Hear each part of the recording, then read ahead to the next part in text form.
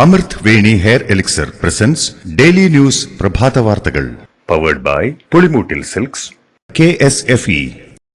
ഈ ആണുങ്ങൾക്ക് മാത്രം എന്താ ഇത്ര അധികം നെറ്റ് കെയറിലും ഹെയർ ലോസ് ഒക്കെ ഉണ്ടാവണേ?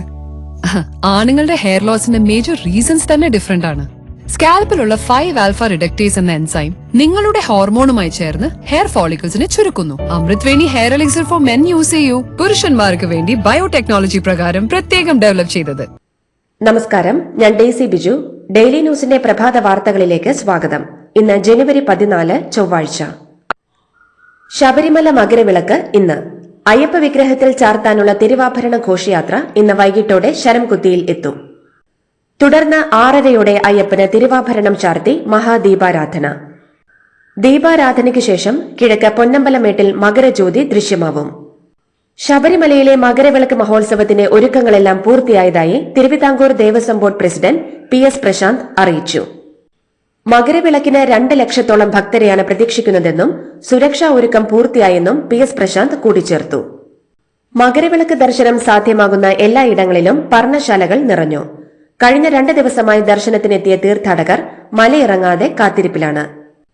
ശബരിമലയിലും നിലക്കലിലും പമ്പയിലും സമീപ പ്രദേശങ്ങളിലുമായി 5000 പോലീസുകാരാണ് സുരക്ഷ ഒരുക്കുന്നത്. ഇന്നുച്ചയ്ക്ക് 12 മണിവരെ മാത്രമാണ് തീർത്ഥാടകരെ ശബരിമലയിൽ പ്രവേശിപ്പിക്കുക. ആന എഴുന്നള്ളത്ത് നിയന്ത്രണം സംബന്ധിച്ച് ആനകൾ തമ്മിൽ എത്ര ദൂരം വേണമെന്ന് സർക്കാർ അറിയിക്കണമെന്ന് ഹൈക്കോടതി. ഇത് സംബന്ധിച്ച് ഒരാഴ്ചയ്ക്കുള്ളിൽ മറുപടി നൽകണമെന്നാണ് ഹൈക്കോടതിയുടെ നിർദ്ദേശം. 2012 എഴുന്നള്ളത്ത് ചട്ടം കർശനമായി പാലിക്കണമെന്ന സുപ്രീം കോടതിയുടെ ഉത്തരവിനെ അടിസ്ഥാനമാക്കിയെന്ന് ഹൈക്കോടതി പുതിയ നീക്കം.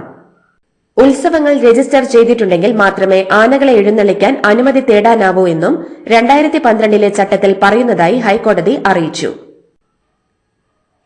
റഷ്യൻ കൂലിപ്പട്ടാളത്തിൽ ചേർന്ന തൃശൂർ കുട്ടനെല്ലൂർ സ്വദേശി യുദ്ധത്തിൽ കൊല്ലപ്പെട്ടു. യുക്രൈൻ റഷ്യ യുദ്ധത്തിനിടെ കുട്ടനെല്ലൂർ സ്വദേശി ബിനിൽ ബാബുവാണ് കൊല്ലപ്പെട്ടത്. ഇത് സംബന്ധിച്ച് നോർക്കയുടെ അറിയിപ്പ് തൃശൂർ ജില്ലാ ഭരണകൂടത്തിന് ലഭിച്ചു. പത്തനംതിട്ടയിലെ കായിക താരമായ ദളിത് പെൺകുട്ടിയെ പീഡിപ്പിച്ച കേസിൽ ആകെ 58 പ്രതികളെന്ന് പത്തനംതിട്ട ജില്ലാ പോലീസ് മേധാവി VG വിനോദ് കുമാർ. കേസിലെ മുഴുവൻ പ്രതികളെയും തിരിച്ചറിഞ്ഞു. പത്തനംതിട്ട, ഇലവുംതിട്ട, മലയാലപ്പുഴ, പന്തളം എന്നീ പോലീസ് സ്റ്റേഷനുകളിലായി 29 കേസുകളാണ് ഇതുവരെ രജിസ്റ്റർ ചെയ്തത്. ഹണി റോസിനെ അധിക്ഷേപിച്ചുവെന്ന പരാതിയിൽ മുൻകൂർ ജാമ്യം തേടിയ രാഹുൽ ഈശ്വറിന് ഹൈക്കോടതിയിൽ തിരിച്ചടി. രാഹുൽ ഈശ്വറിന് മുൻകൂർ ജാമ്യം നൽകാൻ ഹൈക്കോടതി തയ്യാറായില്ല. കേസ് ഈ മാസം 27 മാറ്റി. മുൻകൂർ ജാമ്യം നൽകുന്നത് സംബന്ധിച്ച് ഹൈക്കോടതി പോലീസിനോട് റിപ്പോർട്ട് ആവശ്യപ്പെട്ടിട്ടുണ്ട്. സാമൂഹിക മാധ്യമങ്ങളിലൂടെയും ചാനൽ ചർച്ചകളിലൂടെയും തന്നെ അധിക്ഷേപിക്കുന്നുവെന്ന് ചൂണ്ടിക്കാട്ടിയാണ് ഹണി റോസ് രാഹുൽ ഈശ്വറിനെതിരെ പരാതി നൽകിയത്. എന്നാൽ രാഹുൽ ഈശ്വറിനെതിരെ പോലീസ് ഇതുവരെ കേസെടുത്തിട്ടില്ല. പരാതി വിശദമായി പഠിച്ചുകൊണ്ടിരിക്കുകയാണെന്നാണ് പോലീസ് പറയുന്നത്. ഒരതിക്രമം നേരിട്ടാൽ അത് എത്ര വർഷം കഴിഞ്ഞാലും അതിക്രമം തന്നെയാണെന്നും അതിൽ പ്രതികരിച്ചില്ലെങ്കിൽ പോലും അതിക്രമം അല്ലാതാകുന്നില്ലെന്നും എഴുത്തുകാരി KR മീര. 5-10 മിനിറ്റിനുള്ളിൽ പ്രതികരിച്ചില്ലെങ്കിൽ വാലിഡ് അല്ലാതാകാൻ OTP അല്ല സ്ത്രീയുടെ പൌരാവകാശങ്ങളെന്നും അവർ കൂട്ടിച്ചേർത്തു. സ്ത്രീകൾക്കെതിരായ അതിക്രമങ്ങൾ വർദ്ധിച്ചുവരുന്ന പശ്ചാത്തലത്തിലാണ് എഴുത്തുകാരിയുടെ പ്രതികരണം. UDFന് നിരുപാധികമായി പിന്തുണ നൽകാനുള്ള PV അൻവർ MLAയുടെ തീരുമാനം സ്വാഗതം ചെയ്ത് മുൻ പ്രതിപക്ഷ നേതാവ് രമേശ് ചെന്നിത്തല. നിലമ്പൂരിൽ സ്ഥാനാർത്ഥി ആര് വേണമെന്നുള്ളത് നിശ്ചയിക്കാൻ പാർട്ടിക്ക് ഒരു സിസ്റ്റമുണ്ടെന്നും പാർട്ടി എല്ലാവരുമായി ചർച്ച ചെയ്താകും ഇക്കാര്യത്തിൽ തീരുമാനമെടുക്കുക എന്നും ചെന്നിത്തല വ്യക്തമാക്കി. UDF അനുവദിച്ചാൽ അടുത്ത തെരഞ്ഞെടുപ്പിൽ പിണറായി വിജയനെതിരെ മത്സരിക്കുമെന്ന് PV അൻവർ. ഇക്കാര്യത്തിൽ ഒരു തർക്കവുമില്ലെന്ന് അദ്ദേഹം പറഞ്ഞു. അടുത്ത തെരഞ്ഞെടുപ്പിലും പിണറായി മത്സരിച്ചിരിക്കും. അദ്ദേഹം എവിടെ മത്സരിക്കുന്നുവോ അവിടെ മത്സരിക്കാൻ തയ്യാറാണെന്നും അൻവർ പറഞ്ഞു. UDF തയ്യാറാക്കിയ തിരക്കഥയിലൂടെയാണ് PV അൻവർ സഞ്ചരിക്കുന്നതെന്നും CPMനെയും മുഖ്യമന്ത്രി പിണറായി വിജയനെയും കടന്നാക്രമിക്കാൻ നടത്തിയ പരിശ്രമങ്ങൾ നോക്കിയാൽ അത് മനസ്സിലാകുമെന്നും CPM നേതാവ് A വിജയരാഘവൻ പറഞ്ഞു. PV അൻവർ പറയുന്നതെല്ലാം പതിരാണ് എന്നും അദ്ദേഹം കുറ്റപ്പെടുത്തി. ചെറിയ രാഷ്ട്രീയ ലാഭത്തിനു വേണ്ടി ഏറ്റവും മോശപ്പെട്ട പ്രവർത്തനങ്ങളാണ് UDF നടത്തുന്നതെന്നും എല്ലാ വർഗീയതയും അവർ പ്രോത്സാഹിപ്പിക്കുകയാണെന്നും എല്ലാ മനുഷ്യരെയും വർഗീയവാദികളാക്കുകയാണ് UDFന്റെ ലക്ഷ്യമെന്നും വിജയരാഘവൻ പറഞ്ഞു.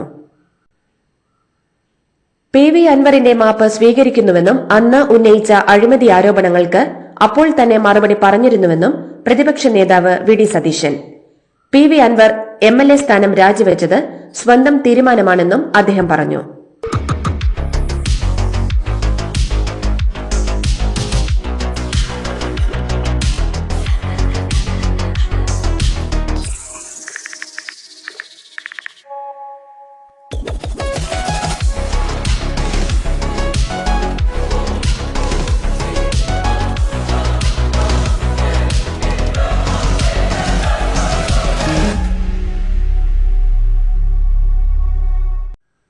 MK രാഘവൻ MPക്കെതിരെ കണ്ണൂരിൽ വീണ്ടും പ്രതിഷേധം.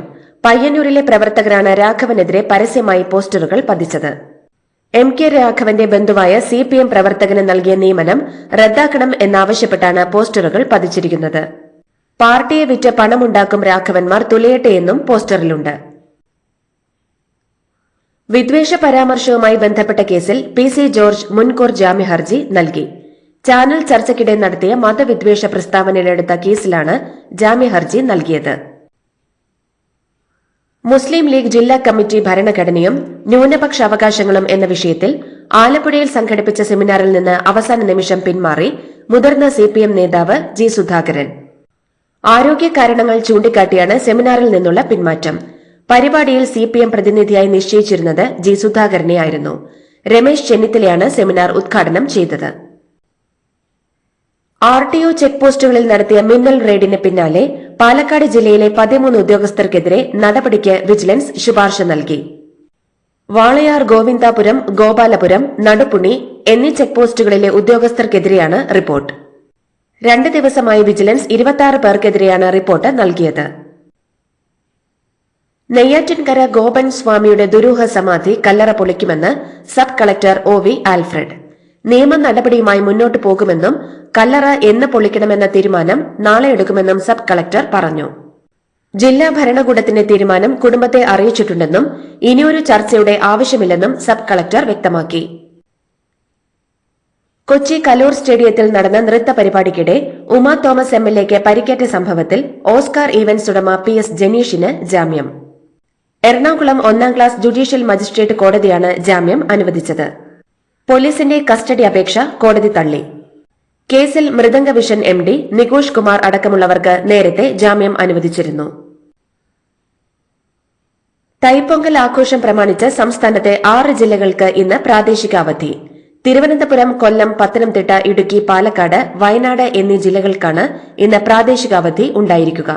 തമിഴ്നാടുമായി അതിർത്തി പങ്കിടുന്ന ജില്ലകൾക്കാണ് അവധി. പ്രമുഖ BJP നേതാവ് ശോഭ സുരേന്ദ്രൻ BJP സംഘടനാ തെരഞ്ഞെടുപ്പിൽ നിന്നും വിട്ടുനിന്നെന്ന് റിപ്പോർട്ടുകൾ. ജില്ലാ പ്രസിഡന്റ് തെരഞ്ഞെടുപ്പിൽ ശോഭ സുരേന്ദ്രൻ വോട്ട് രേഖപ്പെടുത്തിയില്ല.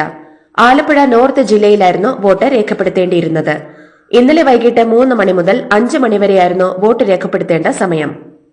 എന്നാൽ നേരിട്ടോ ഓൺലൈൻ വഴിയോ വോട്ട് രേഖപ്പെടുത്തിയിട്ടില്ല എന്നാണ് വ്യക്തമാക്കിയിരിക്കുന്നത്. കൊല്ലം മൈനാഗപ്പള്ളിയിൽ യുവതിയെ മരിച്ച നിലയിൽ കണ്ടെത്തിയ സംഭവം കൊലപാതകമെന്ന് തെളിഞ്ഞു. സംഭവത്തിൽ യുവതിയുടെ ഭർത്താവിനെ പോലീസ് അറസ്റ്റ് ചെയ്തു. കൊല്ലം മൈനാഗപ്പള്ളി മണ്ണൂർക്കാവ് ദിയ സദനത്തിൽ ശ്യാമയെ ഇക്കഴിഞ്ഞ ഞായറാഴ്ച രാത്രി 9 മണിയോടെയാണ് വീടിനുള്ളിൽ മരണപ്പെട്ട നിലയിൽ കണ്ടെത്തിയത്. വീടിനുള്ളിൽ വീണുകിടന്ന ഭാര്യയെ സുഹൃത്തുക്കളുടെ സഹായത്തോടെ ആശുപത്രിയിൽ എത്തിച്ചെന്നായിരുന്നു ഭർത്താവ് രാജീവിന്റെ മൊഴി. പോസ്റ്റ്മോർട്ടത്തിലാണ് യുവതിയുടെ മരണം കൊലപാതകമാണെന്ന് തെളിഞ്ഞത്. ശ്യാമയെ കഴുത്തു ഞെരിച്ച് കൊലപ്പെടുത്തുകയായിരുന്നുവെന്ന് പോലീസിന്റെ ചോദ്യം ചെയ്യലിൽ ഭർത്താവ് രാജീവ് മൊഴി നൽകി. കൊലപാതകത്തിന്റെ കാരണം വ്യക്തമല്ല. ഇടവേളയ്ക്ക് ശേഷം കേരളത്തിൽ വീണ്ടും മഴ സജീവമാകുന്നു. കോമറിൻ മേഖലയ്ക്ക് മുകളിൽ ചക്രവാത ചുഴി സ്ഥിതി ചെയ്യുന്നതാണ് കേരളത്തിലെ മഴ സാഹചര്യം വീണ്ടും ശക്തമാക്കുന്നത്. ജനുവരി 13 മുതൽ 16 വരെയുള്ള 4 ദിവസം സംസ്ഥാനത്ത് ഇടിമിന്നലോട് കൂടിയ മഴയ്ക്ക് സാധ്യതയെന്നാണ് കേന്ദ്ര കാലാവസ്ഥാ വകുപ്പ് അറിയിച്ചിട്ടുള്ളത്. മോൾക്ക് ബർത്ത്ഡേ ഗിഫ്റ്റ് വാങ്ങണ്ടേ?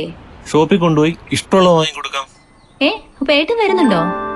ഗിഫ്റ്റ് കാർഡ് വരും. അതെ, ഓരോ ചിട്ടിയിലും ഒരാൾക്ക് 5000 രൂപയുടെ ഗിഫ്റ്റ് കാർഡ് സമ്മാനം. മെഗാ സമ്മാനമാണെങ്കിലോ പുതുപുത്തൻ ബെൻസ് കാർ. 2ാം സമ്മാനം ഇന്നോവ ക്രിസ്റ്റ, അതും 17 ഇത്തവണ സമ്മാനങ്ങളുടെ നക്ഷത്ര തിളക്കവുമായി KSFE ഗാലക്സി ചിട്ടികൾ. മഹാകുംഭമേളയ്ക്ക് ഉത്തർപ്രദേശിലെ പ്രയാഗ്രാജിൽ തുടക്കമായി. ആദ്യ ദിനം 1.5 കോടി ജനങ്ങളാണ് ത്രിവേണി സംഗമത്തിലെ സ്നാനത്തിൽ പങ്കെടുത്തതെന്ന് UP മുഖ്യമന്ത്രി യോഗി ആദിത്യനാഥ് പറഞ്ഞു. കാലാതീതമായ സാംസ്കാരിക പൈതൃകത്തിന്റെ അടയാളമായ കുംഭമേള രാജ്യത്തെ ഐക്യമാണ് ആഘോഷിക്കുന്നതെന്ന് പ്രധാനമന്ത്രി നരേന്ദ്രമോദി പറഞ്ഞു. മഹാകുംഭമേളയുടെ 2ാം ദിനമായ ഇന്ന് മകരസംക്രാന്തി ദിനത്തിലെ പവിത്ര സ്നാനം നടക്കും. 45 ദിവസം നീളുന്ന കുംഭമേളയിലെ ഏറ്റവും പ്രധാന ചടങ്ങുകളിൽ ഒന്നാണ് ഇത്. 3 കോടി പേർ ഇന്ന് സ്നാനത്തിനായി പ്രയാഗ്രാജിൽ എത്തുമെന്നാണ് അധികൃതരുടെ പ്രതീക്ഷ. ജമ്മുകാശ്മീരിലെ സോൻമാർഗ് തുരങ്കം പ്രധാനമന്ത്രി നരേന്ദ്രമോദി ഉദ്ഘാടനം ചെയ്തു. ഉദ്ഘാടന വേളയിൽ ജമ്മുകാശ്മീർ മുഖ്യമന്ത്രി ഒമർ അബ്ദുള്ള പ്രധാനമന്ത്രിയുടെ സമീപത്ത് ഉണ്ടായിരുന്നു. കേന്ദ്രമന്ത്രി നിതിൻ ഗഡ്കരി, ജമ്മുകാശ്മീർ ലഫ്റ്റനന്റ് ഗവർണർ മനോജ് സിൻഹ എന്നിവരും ഉദ്ഘാടന ചടങ്ങിൽ പങ്കെടുത്തു. ഉദ്ഘാടനത്തിന് ശേഷം സോൻമാർഗ് തുരങ്കത്തിലൂടെ പ്രധാനമന്ത്രി യാത്ര ചെയ്തു.